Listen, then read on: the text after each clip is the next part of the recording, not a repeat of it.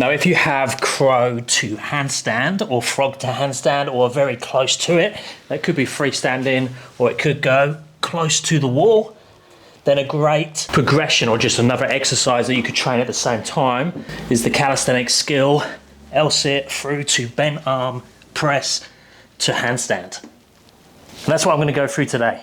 So let's first just break it down into the different sections. So we have the L-sit position, so the start position. We have the very end, which is the handstand position up on something. Now, it doesn't have to be boxes like I'm using or these IKEA steps. It could be P-bars. So you could use the parallel bars, you could use the bigger plyo boxes, but obviously whatever you're gonna use, you need to make sure that you have some sort of control in this top position. It could be closer to the wall. Now, the risk of being too close to the wall, or one of the downsides of being close to the wall, is that when you're in your L-sit, you're very limited with space because you're just going to hit the wall here. So there's not much gap to get through.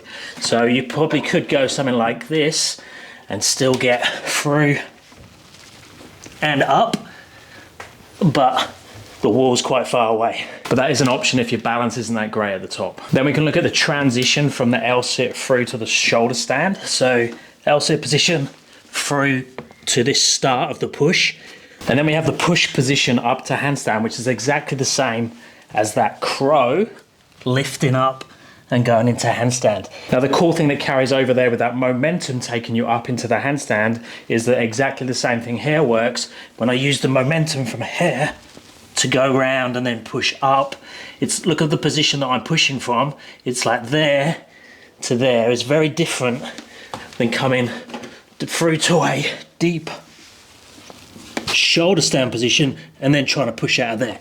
That one's so much harder.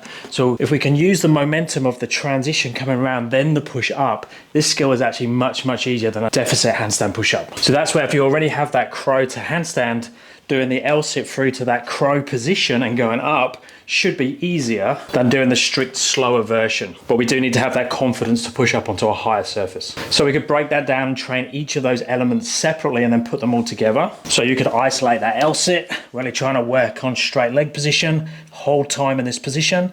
If that's too hard, you can just bring the knees in, start in this position. Just try and keep your knees pretty high. I like to get my clients to keep their knees higher than their hip crease. If you don't have the L-sit yet through to shoulder stand, so this position, through to here, we can reverse the movement.